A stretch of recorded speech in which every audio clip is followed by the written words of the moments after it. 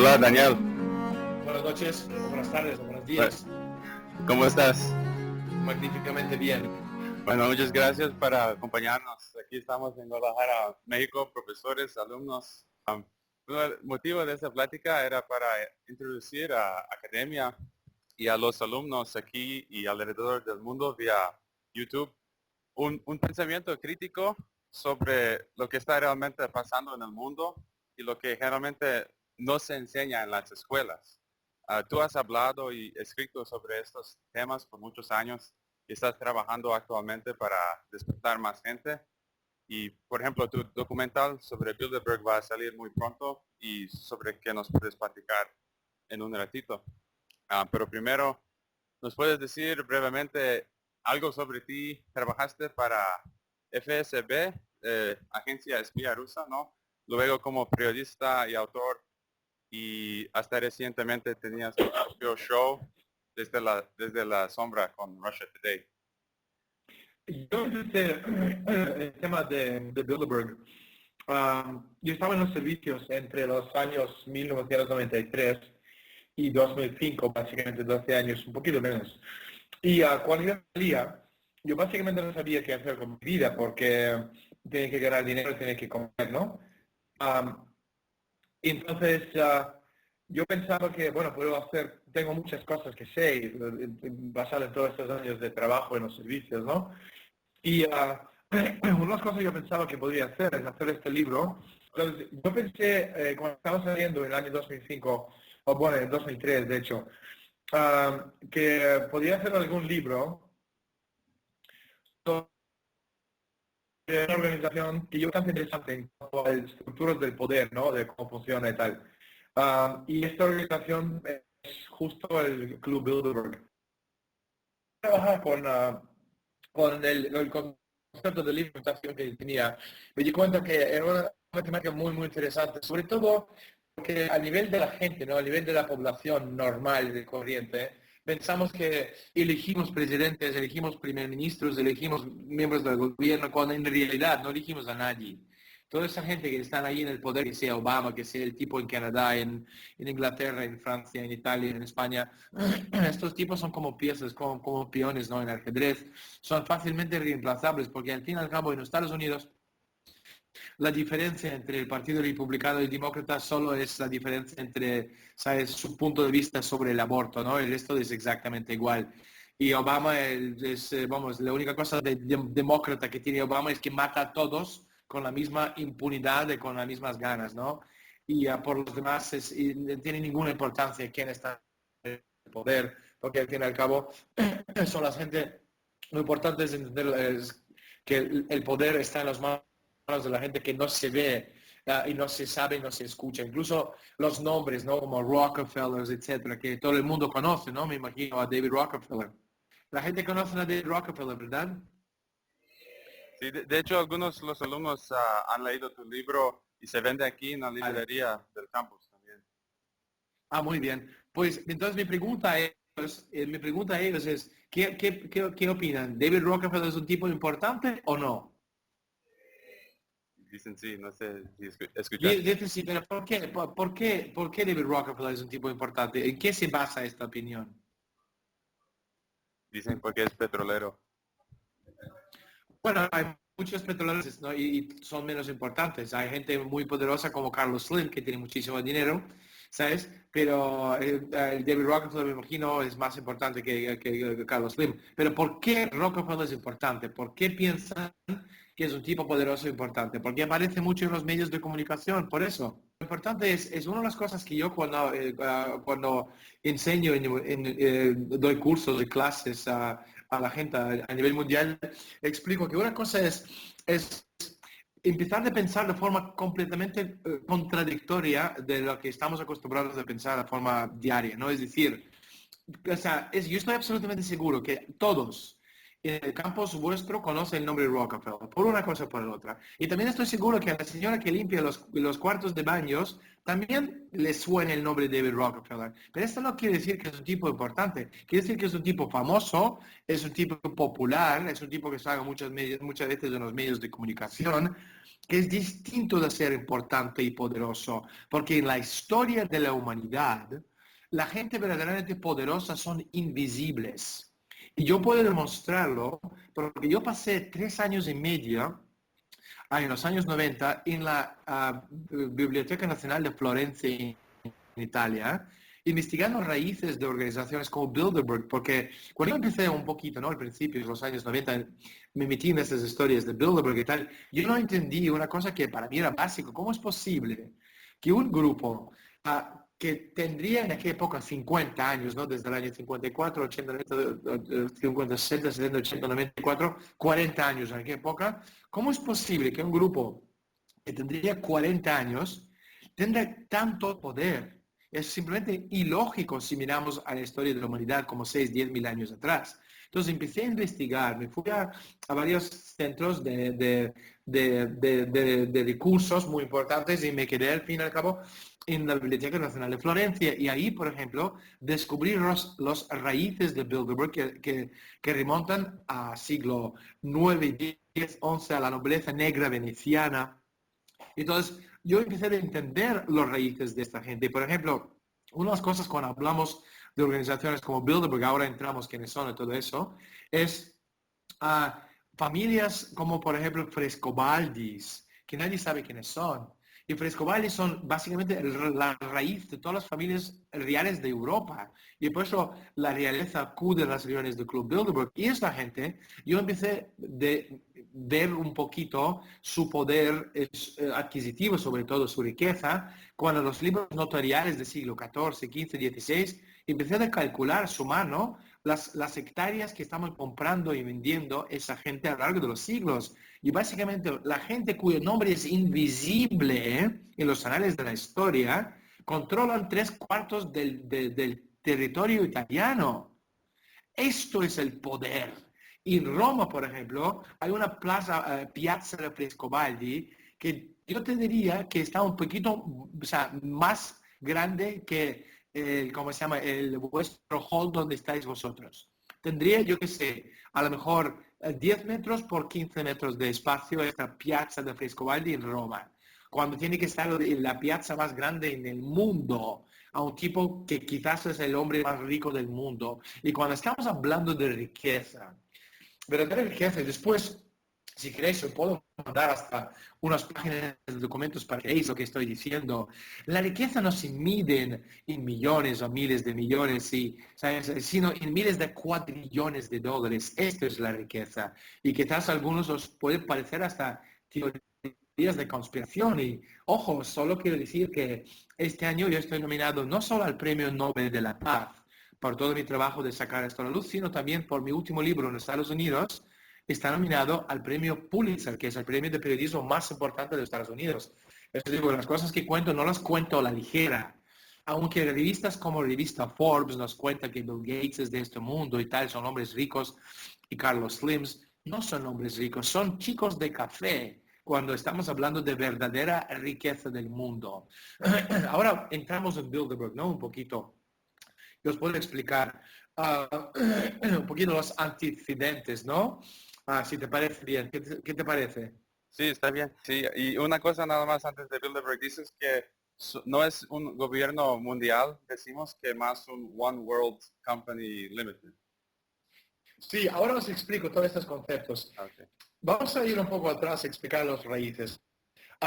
Los británicos tenían un precedente para la contracultura, ¿no? Que pusieron en Estados Unidos en Oriente Medio, las ceremonias de culto pagano de imperio decadente egipcio y romano.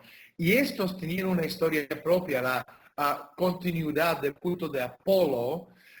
Es importante tener en cuenta. Hay familias de esta nobleza negra que yo comentaba, veneciana, no venezolana, y romana, cuyas familias y tradiciones políticas, ¿no? Remontan a la República Romana, estamos hablando de miles de años atrás, y la República, el imperio en las que sus antepasados vivieron, fue a su vez controlada por la rama romana del culto de Apolo.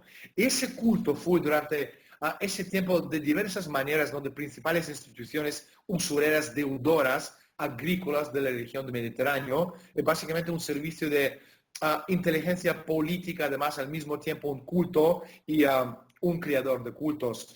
Desde la muerte de Alejandro Magno hasta que el culto de Apolo se disolvió en el culto del estoicismo que había creado durante el segundo siglo antes de Cristo, la base del culto era el egipcio ptolemaico, desde donde el culto controlaba a Roma. Y básicamente en Egipto el culto de Apolo sincretizó el culto de Isis y de Osiris como la imitación directa del culto frigio de Dionisio y la imitación romana del culto de Baco. Y fue ahí donde el culto de irracionalismo estoico fue creado por el culto de Apolo. Y esto era básicamente el culto de Apolo que creó el imperio romano, que creó el derecho romano sobre el base de la ética nicómaca, aristotélica, antihumanística. Y esa es la tradición que las antiguas familias romanas negras transmiten, negras romanas o negras venecianas. Estas familias romanas con el tiempo llegaron a ser conocidas como la nobleza negra veneciana y hoy sus miembros ocupan estas posiciones claves dentro del círculo interior de organizaciones como Club Bilderberg, por ejemplo. Entonces, cuando estamos hablando de organizaciones como Bilderberg, es importante tener en cuenta que en el mundo de las finanzas, ¿no? Se mueven y se dirigen los acontecimientos a aquellos unos grupos que se salen a la luz, como por ejemplo podemos hablar de las personas conocidas como Rockefeller, y personas desconocidas que estamos hablando antes de como los Frescobaldi. Y mientras que estos últimos podemos hablar que se conoce más a los Rockefeller de este mundo, son más numerosos y aparentemente son mucho más influentes. El verdadero poder ya está en manos de los tipos como familias como Frescobaldi. Y en el centro del sistema financiero global está la oligarquía que hoy está representada por Club Bilderberg. Club Bilderberg es una organización dinámica en cuanto a que cambie con el transcurso del tiempo, absorbiendo y creando nuevos elementos mientras excreta las piezas sobrantes en descomposición. Sus miembros van y vienen, pero el mecanismo en sí no ha cambiado en todos esos 60 años de su existencia. Es un sistema que se perpetúa a sí mismo, una telaraña ¿no? virtual de intereses financieros, políticos, económicos, industriales, entrelazados alrededor de su núcleo, que es básicamente el modelo Fondi ultramontano veneciano. Entonces, cuando estamos hablando de organizaciones como Bilderberg o Comisión Trilateral o Consejo de Relaciones Exteriores, no es el ojo que ve todo, no es una conspiración judía masónica, es más bien una cinta transportadora. Es importante de tenerlo en cuenta. Lo que pasó cuando yo escribí mi libro sobre Club Bilderberg es muchas veces, ¿no? La gente habla de ellos controlan el mundo, los judíos, los masones, el ojo que ve todo. Entonces, durante muchísimo tiempo no pudimos de ninguna forma atar estos cabos sueltos, ¿no?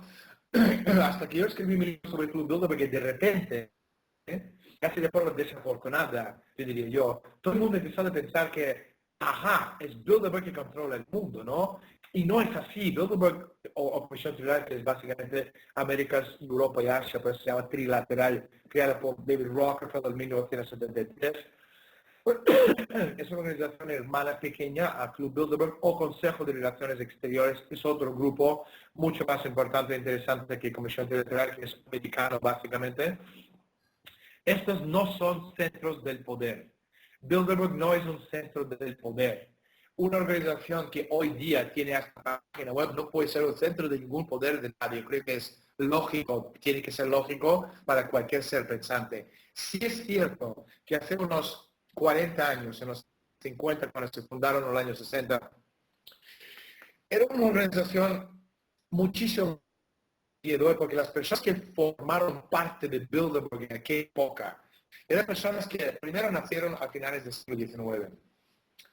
ha pasado la Primera Guerra Mundial, Segunda Guerra Mundial y todos los, la gran depresión en los Estados Unidos, que no era ninguna depresión, era simplemente transferencia de la riqueza, nada más.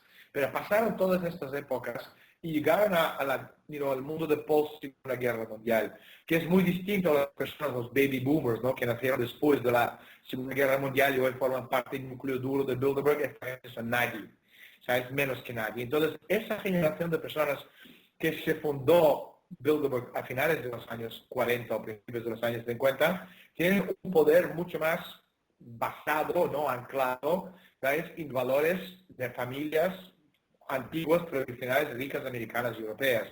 Y por eso aquel Bilderberg de los años 50 y 60 era un Bilderberg mucho más potente a nivel de toma de decisiones que el Bilderberg de hoy. Pero nomás, o sea, de igual como lo miramos, nunca se habla cuando hablamos de Bilderberg como gobierno mundial, el ojo que ve todo. Es más bien concepto de una empresa mundial que sea, quiero decir, poderes fácticos financieros con muchísimo más poder que cualquier gobierno en la Tierra. En este sentido, lo estamos viendo a diario, este concepto que los gobiernos no gobiernan, los tipos en el poder no deciden de nada, y son las empresas. En este caso podemos hablar de Goldman Sachs, podemos hablar de JP Morgan, podemos hablar de cualquier de estas, un sinfín de empresas. Es el concepto de unión del poder financiero, oligárquico, económico, que tiene muchísima más potencia y potencial que cualquier gobierno en la Tierra. Bueno, no sé, y dime dónde quieres que vayamos con esto. Podemos hablar de algunos ejemplos concretos, si queréis. Podemos hablar de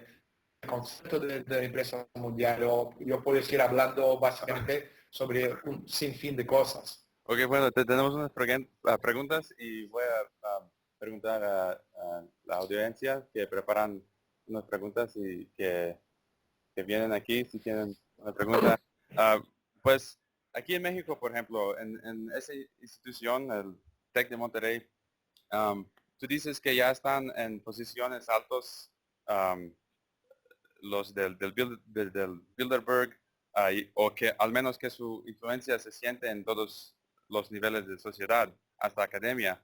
Y aquí tenemos que estar muy políticamente correcta. Entonces, ¿qué podemos decir, por ejemplo, qué puedes decir sobre educación y las escuelas en general en el mundo y cómo logran influir tanto en nuestras instituciones hasta aquí en México? Es buena pregunta. Bueno, primero México no forma parte de Bilderberg, porque Bilderberg son países de antigua alianza de OTAN. Estamos hablando de Estados Unidos, Canadá y Europa Occidental. Desde la caída del muro de Berlín, ¿no? Del bloque soviético, ¿no?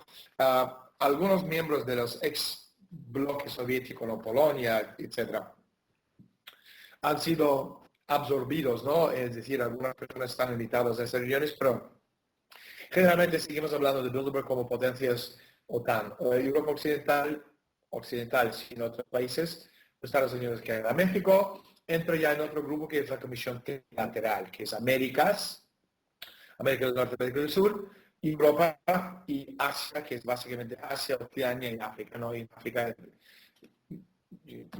no estoy muy seguro, pero yo creo que van poquísimos, si van a miembros invitados, ¿no? De la Comisión Trilateral. Pero el tema de la educación es una temática muy interesante, obviamente. Es lo que estamos viendo ahora mismo en México, en Estados Unidos, en Canadá, es el debasement, ¿no? of education, de grado del sistema educativo. Tiene muchísimo que ver con planes a largo plazo. Entonces, buena pregunta, vamos a repasarlo. La vida es el poder, ¿no? Del universo. Lo único que existe que es más grande que la vida es el poder de la mente humana. Entonces, la pregunta retórica, ¿no? Es cómo sobrevive la raza humana en esta era de recursos que se agotan, ¿no? Recursos naturales. ¿Cómo desarrollamos el futuro de la humanidad? Yo creo que cada generación, y de esto hablamos, yo estuve con Fidel Castro, no sé si sabes, ¿no? Y bueno, no sé qué lo opina la gente en los alumnos del Castro, pero te digo una cosa, yo lo pasé muy bien. Castro había leído mi libro sobre Club Bilderberg, me parece el año 2009 o por ahí, 2010, y me invitó, ¿no? En agosto de 2010, y yo era el primer occidental no comunista porque no soy comunista, de reunirme, tampoco soy capitalista, pero bueno, de reunirme con comandante Castro en La Habana. Y entonces estuvo 3 horas y media con él, tuvo una semana dando vueltas por Cuba con todos los honores de Estado. Después me fui 2 meses más tarde a Venezuela con toda esa gente también. Pero también está en el Parlamento Europeo, he estado con el presidente de la República Checa hablando de integración europea, es decir, no quiero que nadie piense que he ido a Venezuela porque soy castrista o chavista, ¿no? Lo que sí que es cierto es cada generación de seres humanos tendría que ser una mejora con respecto a la anterior en términos de nuestra capacidad de entendimiento y nuestra cultura. Y puesto que es así, que la humanidad tiene un sentimiento dinámico de estar avanzando de generación en generación, y vemos que hoy día la gente es parte de una sociedad sin futuro, están sin futuro en Estados Unidos, lo estamos viendo este diario, y también es una sociedad sin futuro en México y en Europa, desde luego. ¿Por qué? Porque lo que tenemos es un sistema educativo que está basado en el resultado. Y esto supone una supresión contundente de los poderes creativos del razonamiento, aquellas habilidades mentales únicas de los humanos que se expresan típicamente en forma de descubrimientos válidos, axiomáticos, revolucionarios en la ciencia física. Si la gente piensa, lo preguntan, ¿este tipo en qué piensa? Yo soy platónico y socrático en toda mi forma de entender el mundo, que no tiene nada que ver ni con chavismo, ni cancismo, ni obamismo, ni con nada de estas historias que dan vuelta por ahí en el mundo de hoy. Ahora, el propósito correcto de la educación no es preparar, ¿no?, a la juventud para el estatus social predeterminado en su vida adulta. El único propósito moral de la educación es básicamente desarrollar toda una población y situarles al nivel de conocimiento científico y moral necesario, no solamente para perpetuar la sociedad en su presente estado de la humanidad, sino para, diría, elevar esta humanidad un paso más. En un contexto moral, yo creo que la meta de la educación es llevar el potencial cognitivo de cada persona hasta un estándar de calidad como ciudadano. Y el propósito de la educación es afirmar la universalidad de la humanidad, que es algo que se logra abarcando la historia del descubrimiento de las ideas universales. Y obviamente no tenemos ese sistema en marcha. ¿Por qué? Porque aquellos que dirigen el mundo en estos momentos creen que la población existe solo para producir esclavos que satisfagan sus intereses. A ellos no les interesa que sean americanos o sea el gobierno canadiense y europeos, que nos volvamos listos y nos demos cuenta que no les pertenecemos. El poder de los reyes nace de la predisposición y voluntad de las masas a aceptar su reinado. Por eso, en un país como España, yo vivo en España, te das cuenta hasta qué nivel la población es básica en todos los sentidos de la palabra, porque el poder del rey es una cosa, ¿sabes?, inmovible en este país. ¿Sabes? Que al fin y al cabo, el tipo que se llama el rey, no sirve ni para vender entradas en el zoo y en el mundo real. El concepto de, cuando estamos hablando del imperio, no es el sinónimo de algún rey o reina, ¿no?, sentada sobre un trono dorado. Los imperios están por encima de los reyes. Es un sistema de control, es lo que tenemos nosotros, un sistema de control. Es el control de todo mediante el sistema financiero, un sistema internacional en manos de grandes banqueros. Ahora, si la gente común pretende participar, ¿no?, en el autogobierno, entonces debemos ser partícipes también de las ideas por las cuales se gobierna una sociedad. Yo creo que la conciencia de estas ideas por parte de la población general supondría el fin del sistema oligárquico, que sea en Estados Unidos, que sea en Europa, que sea en México, que sea en cualquier parte del mundo, porque las naciones que promueven el crecimiento creativo mental de sus ciudadanos producen personas que no van a tolerar formas de control oligárquicas indefinitivamente. Aquellas poblaciones que son analfabetas y tecnológicamente atrasadas, por el contrario, sí lo harán. De hecho, no cabe apenas duda de que el analfabetismo y el retraso tecnológico son causas que contribuyen al resurgir del poder. Aquí hemos visto de esta manera, tenemos aquí un problema moral, un problema para el desafío, ¿no? O el destino del ser humano, el desafío de este destino, que cada generación tiene que avanzar más allá de lo que ha sido explorado por la generación anterior. Y esa esperanza de que algo sucederá que va muchísimo más allá de lo que tenemos hoy, y se le diría que tendría que estar en la mente de las personas que están muriendo, en la mente de las personas que están a punto de morir. Su vida ha significado algo porque ha sentado la base para una vida mejor de la que él o ella o ellos no conocían. Entonces, esto me lleva a otra cuestión que le ha hecho ya Castro en su época. ¿Qué significa ser tal? ¿Qué significa para ustedes ser mortal? Dicen que, ajá, bueno, cuando te quedas sin historia y para que todos te recuerdan.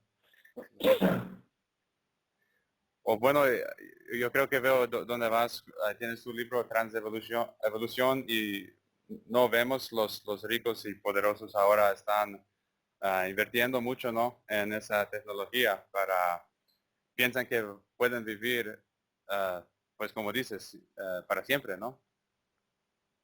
Yo estaba mirando, sí, bueno, lleva razón, y cuando yo he hecho la pregunta no estaba pensando en Trump, estaba pensando en el concepto humanista. Yo creo que cuando generamos y transmitimos los descubrimientos de los principios universales a nuestros hijos, a los hijos de nuestros hijos y a aquellos que han llegado después de nosotros, quedamos de esta manera vivos para siempre en la historia de la humanidad.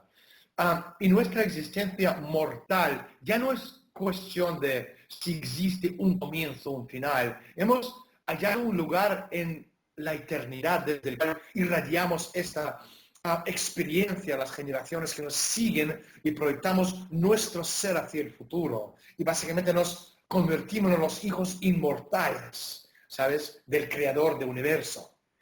Este es el concepto que tenemos que tener en cuenta. En ese sentido, ¿sabes? Esta rectitud moral, ¿sabes? Es una de las cosas que está siendo destruida por los poderes fácticos financieros, porque obviamente estamos hablando de destruir el concepto platónico y socrático del ser humano, en vez de esto tener otro concepto que no tiene nada que ver con los valores universales que estamos comentando ahora. Y, pues, pregunta está bien, ¿no?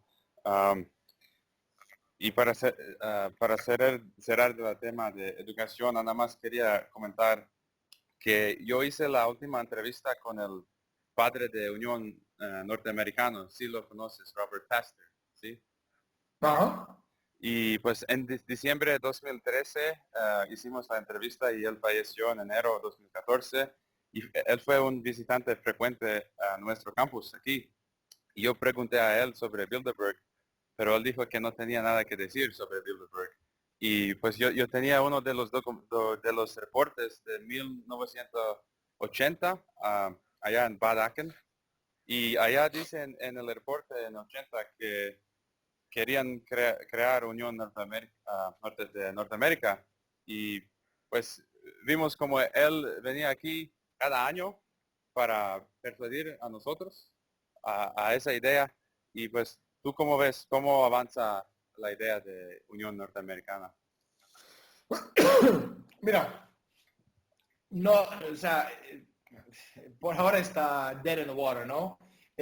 No avanza mucho, pero el concepto no en sí de lo que significa la empresa mundial S.A., porque al fin y al cabo, o sea, la idea es destruir los países, ¿no? Que es el Estado-Nación, no lo que se llama el Estado-Nación. Si tú estás hablando de conceptos, ¿no? Como Bilderberg, no es una cosa nueva, es un concepto muy viejo, pero sus ideales, ¿no? Tiene 2500 años, es decir, son muy viejos. Carlos Magno, por ejemplo, desarrolló una civilización de la tradición agustiniana en colaboración con la cultura islámica de Harun al-Rashid del Califato Árabe de Bagdad. Y las mismas fuerzas que hoy día trabajan para acabar con nosotros y crear estas uniones, llevan intentando destruir los ideales de Carlomagno. Y lo que han hecho es, en aquella época, ¿no?, reclutaron a estos gángsteres, ¿no?, que se llaman la caballería norman, los normanos, a las órdenes de los usureros venecianos, y montaron un sistema llamado las cruzadas, que vosotros en México seguramente lo conocéis, en la que se mataban básicamente a todos, a los judíos, a los árabes, a los cristianos, todos destruyeron la sociedad y destruyeron la sociedad, ¿no? Y entonces la pregunta es, ¿qué tiene que ver con lo que estoy diciendo con Bilderberg?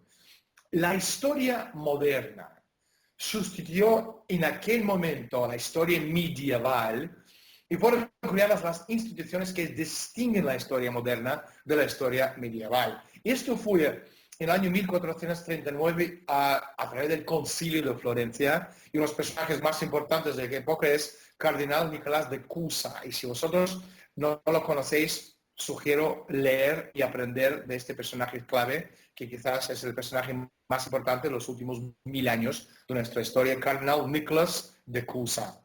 Entonces, ¿cuáles fueron estas nuevas instituciones? Y esto me debería explicar por qué quieren estas uniones, por qué quieren romper países, crear bloques y después un pan mundo. Eran dos. Uno, la concepción de las repúblicas modernas, o repúblicas de Estado-nación bajo el gobierno de derecho natural. Y número dos, el papel central del fomento del progreso científico y tecnológico como obligación para la República. Y estas dos líneas representan argumentos cruciales que su existencia en forma de instituciones en cualquier parte de Europa en aquel tiempo, ¿no? 1439 estamos hablando, lo cambió todo en el territorio europeo. ¿Por qué? Porque estos cambios aumentaron el progreso per cápita y por kilómetro cuadrado de espacio de la humanidad respecto a la naturaleza. Así, ninguna nación podía permitirse no progresar, no avanzar, por miedo a quedarse terriblemente atrasado. Y es lo que subyace tras el feroz conflicto que ya va más de 750 años de duración entre las fuerzas que representan la cultura clásica de Solón, Sócrates y Platón, contra las fuerzas que representan el mal, ¿no?, liderado por Venecia y sus lacayos, contemporáneos personificados por el grupo de Club Bilderberg. El primer éxito fue durante la Francia de Luis XI, que duplicó los ingresos por cápita de Francia y desafió a todos sus enemigos. Y los logros de Luis XI desencadenaron una reacción en cadena para tratar de establecer Estados-naciones basadas en este mismo modelo en Inglaterra con Enrique VII y en otros lugares. Estamos hablando constitución, derecho natural, bienestar social. Y si miramos a nivel histórico, Francia, a partir del reinado de Luis XI, era 1462, 1480 y pico. Entonces, a partir de esta época hasta la época de Napoleón, 1815, Francia era el primer país del mundo en todo, ciencias, cultura, música, descubrimientos, crecimiento de la población a nivel militar. Entonces, el Imperio Británico, ¿qué han hecho? Han creado una figura que se llama Napoleón Bonaparte, básicamente el primer nazi en la historia, para hacer frente a destruir la única fuerza que tenía más fuerza que el mismísimo Imperio Británico, que era Francia. Y lo que han hecho es crear Napoleón, que en aquella época Francia solo tiene un enemigo, este enemigo era Inglaterra, el Imperio Británico, y después de las guerras napoleónicas, Europa estaba destruida, Francia estaba destruida, y el único imperio en pie era el Imperio Británico, el mismo imperio que está en pie hoy y que manda y rige y controla básicamente el mundo. Esto no ha cambiado en absoluto. Pero volviendo a lo que estamos comentando, ahora hemos hablado un poquito, ¿no?, del nivel histórico, a nivel de por qué están creando estos grupos, están intentando destruir países, estados-naciones, porque estos estados-naciones trabajando de forma conjunta, a nivel individual pero conjunta, crean y aumentan y mejoran la vida de todos los ciudadanos por kilómetro cuadrado de espacio contra la naturaleza. Y lo que quieren hacer es destruir este concepto y crear otro concepto, que es básicamente un país mundial controlado por esta empresa mundial S.A. Esto empezó en 1968, en la conferencia del Club Bilderberg en Canadá, en Mont-Tremblant, en las afueras de Montreal, cuando George Ball, que en aquella época era subsecretario de Estado para Asuntos Económicos, tanto con JFK como con Lyndon Johnson, anunció el proyecto de construir un orden económico mundial, lo que él denominó la empresa mundial. Y la idea, básicamente, también son cosas interesantes, ¿no? Como se mueven todos estos conceptos, es que las Estados-naciones están básicamente pasados de moda. Es el mismo concepto que estamos escuchando diario hoy día. Concepto de Estado-Unión pasa de moda. Por eso tenemos en Europa todos esos países que están unidos en un grupo que no funciona. Entonces, estos Estados-naciones están pasando de moda, que constituyen una forma arcaica del gobierno. Así pues, según Ball, lo que se necesita es una forma de gobierno que distribuye los recursos del mundo de manera mucho más equitativa. Y esta nueva forma de gobierno, ellos decidieron que fuera la corporación. Entonces, la idea era que esta empresa mundial se convirtiera más adelante en este nuevo gobierno y sobrepasara enormemente en autoridad a cualquier gobierno del planeta. Y si se observa la globalización, es exactamente eso. Desde finales de los años 70, y a lo largo de los 60, perdón, a lo largo de los 70 y los 80, los Estados Unidos y el resto del mundo se han visto invadidos por este aluvión de fusiones, esta consolidación cada vez más extendida de empresas industriales, de empresas agrícolas, de empresas financieras. Y estas han ido construyendo lentamente unos cárteles enormes hasta el punto de que en la actualidad estamos viendo cárteles que controlan los recursos del mundo, que de hecho gobiernan el mundo así. Y todo este proyecto de la empresa mundial, en cierto sentido, es una vuelta a los viejos tiempos de la compañía británica de las Indias Orientales, ¿no? British East India Company, solo que con una cara muchísimo más moderna. Lo que más debería asustarnos a la gente es que la élite ha terminado haciendo lo que anunció que haría hace 50 años. Entonces, una gran parte del control de esta empresa mundial S.A. Y es importante también distinguir, ¿no? En conceptos muy conspiranoicos, ¿no? Y la realidad. Conspiranoico sería pensar que tienes cuatro viejos sentados en una sala oscura, cogiéndose de la mano, mirando una bola de cristal, planificando el futuro del mundo. Es una conspiración pura. El mundo es un lugar muchísimo más complejo, pero el concepto de empresa mundial funciona. Y lo funciona de la siguiente manera porque esta fuerza de la empresa mundial no está en la superficie. Se ejerce mediante la Bolsa de Londres, la Bolsa Internacional de Futuros Financieros de Londres, la Bolsa de Metal de Londres, la Bolsa Internacional de Petróleo, que todos esos están en Londres. Por eso sigo diciendo, el Imperio Británico existe, cambiado muchísimo su disfraz, pero sigue siendo la potencia. Entonces, estas son las instituciones de la empresa mundial en las que se determina, ¿no? el verdadero juego, ¿no? De los activos físicos que se negocian, por no mencionar las capas y capas y capas de estos instrumentos financieros especulativos que se han creado, como derivados, por ejemplo, y que ahora están en pleno derrumbe y amenazan con arrastrar, ¿no? La economía física del mundo entero. Porque, vuelvo a repetir, para Bilderberg, la mismísima estructura de Estado-Nación, la idea de Commonwealth o del bienestar general de un pueblo, representa el principal obstáculo en contra de cualquier intento de saquear libremente el planeta y representa el impedimento más importante para la creación de un imperio mundial neocolonial. Y el control de las naciones por parte de empresas mundiales se divide en los siguientes términos. De cada país tienes una constitución política y una estructura económica nacional apropiada, organizada, para los siguientes propósitos. Uno, colocar el poder político en manos de personas elegidas a dedo y eliminar todos los intermediarios. Puedes mirar en México, puedes mirar en cualquier país, los tipos que están en el poder, en cualquier sociedad civil normal, no estarían ni ahí para vender entradas en el zoo. Ya ni estoy hablando de ser el presidente del gobierno. Número dos, establecer una concentración máxima de industrias y suprimir toda la competencia injustificada. Número 3, establecer un control absoluto de los precios de todos los bienes y materias primas. Y por último, crear instituciones judiciales y sociales que evitan todos los extremos de la región. Y básicamente esto funciona de esta forma. Y bueno, la pregunta era obvia, pero la respuesta era un poco más larga, ¿no? Sí, gracias y ya están llegando muchas preguntas aquí. Bueno, usted comenta que el Club Bilderberg es una empresa mundial y es, bueno, totalmente centrado en el mundo financiero. Desde su punto de vista, ¿cuál fue el trasfondo o bueno, quizá pues las intenciones o cree que la crisis económica del 2008 en realidad fue un colapso real o cree que fue una construcción por parte del Club Bilderberg? Muchas gracias. Muy bien, buena pregunta. Mira, ¿sabes lo que pasa? Que estamos hablando del desplome, lo que estamos viendo, ¿no?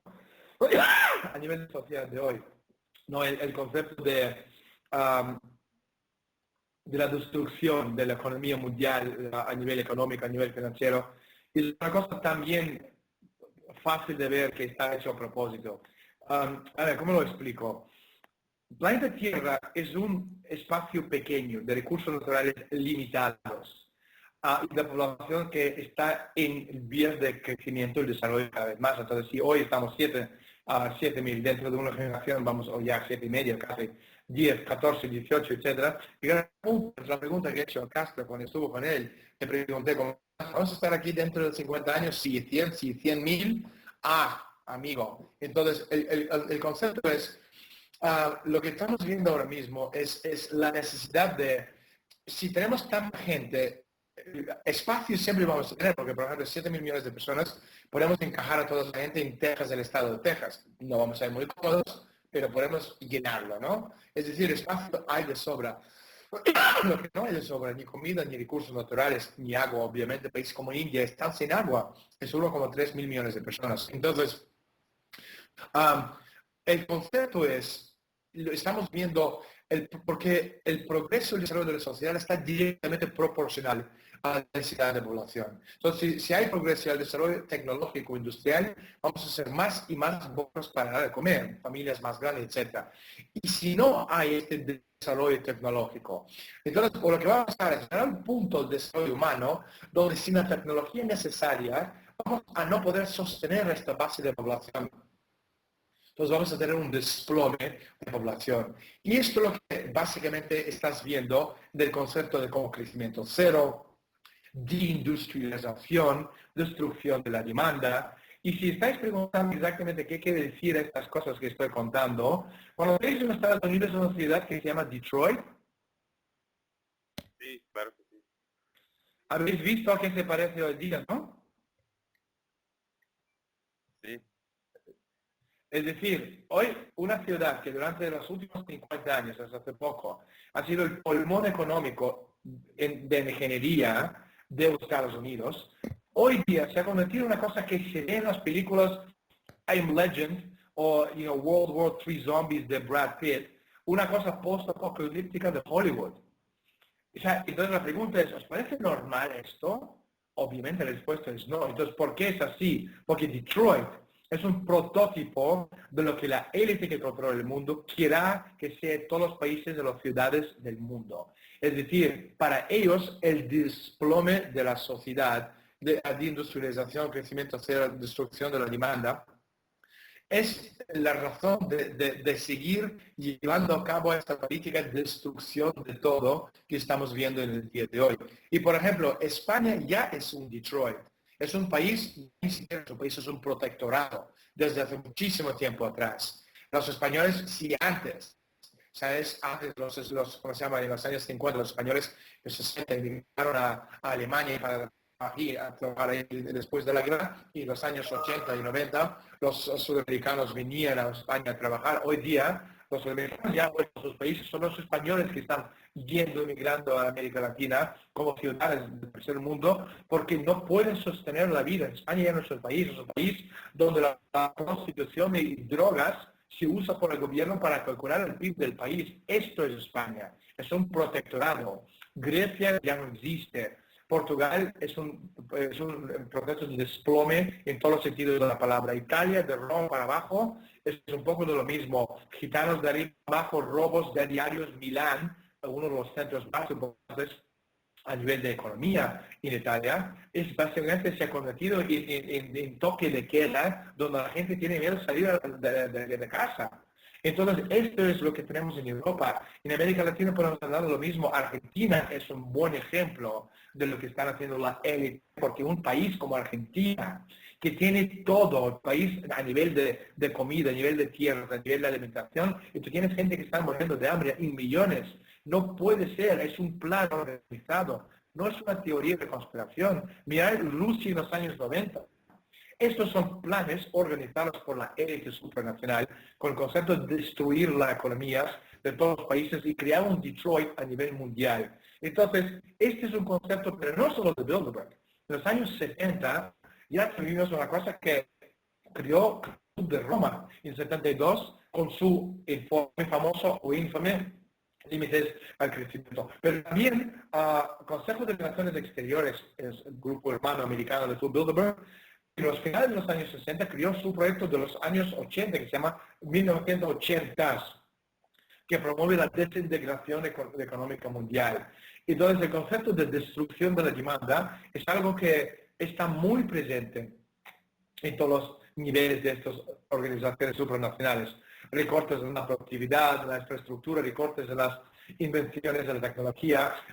Si se fuerza el colapso de la población y si además hace que la gente esté idiotizada y consigue que no lleguen a ser demasiados, entonces podría ser muchísimo más fácil controlar la minoría. Porque estos conceptos del progreso y el desarrollo de la sociedad directamente proporcional a la densidad de la población es una cosa que ya sabía en el círculo de Goldman, el gran estadista alemán hace 500 años, ¿no? El concepto del progreso y el desarrollo de la sociedad. Entonces, lo que tenemos básicamente es esto, ¿no? Porque cuando construimos infraestructuras, estamos básicamente reorganizando el espacio y tiempo de la biosfera, permitiendo que ésta alcance niveles más y más elevados de densidad de flujo energético. Y al ser una faceta de la creatividad humana, un proyecto así no se concibe como un producto para el consumo inmediato, es un proceso designado para extender el sentido del hombre más allá de sus percepciones personales y conectándole con generaciones que continuarán su legado mucho después de que haya cesado su existencia como individuo en este planeta, porque antes hablamos concepto de inmortalidad, ¿no? Entonces, de esta forma, tenemos etapas de desarrollo humano. Se comenzó con el progreso marítimo, el sistema ribereño, el agroindustrial, y sucesivamente hasta llegar al sistema de Estado-Nación. Y este último representa el único modo de supervivencia en este momento. Y no entenderemos por qué, al menos que no lo veamos en un contexto histórico. Y este contexto histórico es un poquito, ¿no?, lo que yo quería trasladar, ¿no?, a ustedes. Y esto me lleva al último punto, que ya muy poco tiempo, es el concepto de economía, ¿no? La economía no tiene nada que ver con el dinero, ¿sabes? Al menos que seas uno de estos idiotas que no creen en el futuro de la humanidad, en el potencial universal de la mente, en el progreso y no tengas moralidad, entonces sí que definirás el progreso en términos de extraer algo de la tierra y venderlo. Esto es lo que estamos viendo a nivel mundial. Lo que hemos destruido es la economía mundial. Hemos destruido Europa, África, los Estados Unidos. Y ahora estamos haciendo lo mismo, ¿sabes?, a nivel de Asia y sobre todo de Asia, ¿no? Entonces, podemos ver que la economía real está relacionada con los poderes creativos de la mente, las habilidades para descubrir estos principios universales de la naturaleza que básicamente mejoran la vida de personas por kilómetro cuadrado de espacio contra la naturaleza. Por eso, cuando estamos hablando de recursos inagotables, no es petróleo, no es gas natural, no es oro. El único recurso verdaderamente inagotable es la capacidad creativa de la mente humana.